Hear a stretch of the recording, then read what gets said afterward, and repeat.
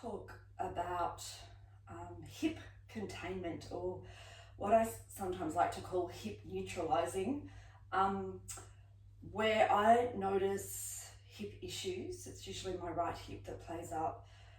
Once upon a time in my practice, I would go for hip opening poses like Supta Tadasana, Tadasana, or the lateral standing poses, even practicing deeper hip openings like Padmasana as well. And they're still important, but as I reach this age, I'm going to be 52, very, very soon actually, I find I need to come back to the center, and it's very interesting because it actually is not unlike post-pregnancy yoga. For those of you that have had babies, you might remember in prenatal yoga, everything is like legs apart, there's wide poses that you practice to prepare the uterus, to prepare the pelvis for birth. And then after giving birth, it's all about coming back into the center, legs together, blocking between the thighs, to get the strength back into the hips and bringing everything back in as the uterus just naturally reduces to its normal size after having a baby. So I liken this a little bit to that. It's for perimenopause. We're going to start in Tadasana. You'll need a block and a belt. We're simply going to put the block right up to the top inner thigh, bring it onto the inner leg, and just to further enhance the leg action, I'm going to place a belt on. And this is like creating unity between the legs, where you might find one side plays up, one hip plays up, the other one might be okay. It's always usually my right hip. This brings the action back equally into both legs. And starting in a very simple foundation pose like Tadasana. So bring it back a little more to those basic postures where you can really get that sense of how to work the legs, access the legs to bring circulation into the hip and support the lower lumbar spine. Because often with hip issues, it can play out then in your sacrum, your lower back as well. So the block is firm, the belt is on the mid-thigh. You might have noticed I've wrapped it around a few times just to get that further stability of the block. And my feet, they're not together. You know, some of you, like I could bring my feet together. They're not together. They're slightly apart, and the width will depend from person to person. The feet are as wide enough that you can still maintain the contact of the block with the whole length of your inner upper thigh. So I could go wider with my feet, but then I lose that contact of that lower inner leg to the block. So find that distance for you where you're noticing the contact of the block to the whole inner leg. Press down the heels. See that you can bring the weight a little more to the front of the heel. Press down through the balls of your feet.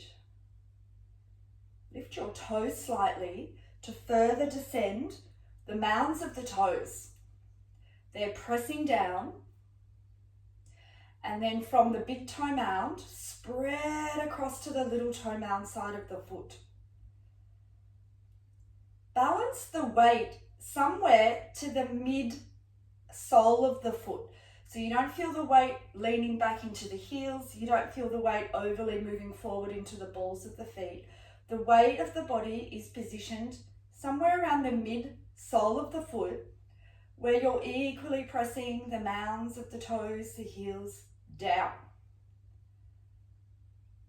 Hold the block firm with the length of your outer upper thighs, the outer hips, the outer upper thighs.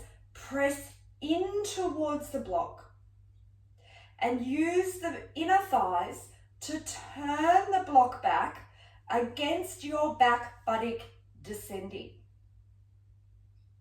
You might notice that as you turn the block back with the inner thighs, it can really throw the buttock back. So as those inner thighs turn back, descend your back buttock down and notice that depth you get into the buttock crease. For women, we tend to dry out in that back upper thigh region. We're a little more prone, there for hamstring injuries.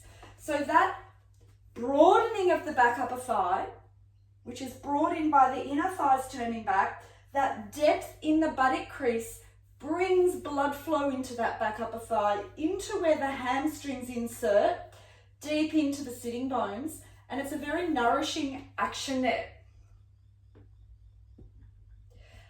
So outer thighs press in, outer hips are pressing in.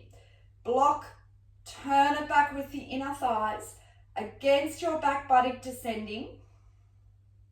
Now as you deepen into your buttock crease, press your front thighs back and lift your pubic bone up. Lift up through your sternum and then just raise your arms, Urdhva Hastasana. From the side ribs, lift to the hands. You can even interlock your fingers here. Open your palms away for Badanguliasana. Feel those hips come in. Feel that containment of the block by pressing the outer thighs. Turn the block back with the inner thighs. Now can you lift the block with the inner thighs? It's a little more felt there where the arms are above the head. Lift that block up to get the pelvic floor action. Change the interlock of the fingers. Open your palms away. Breathing to send the back buttock. As you turn those inner thighs back, lift your pubic bone up. Reach up through your hands. And then release your arms down.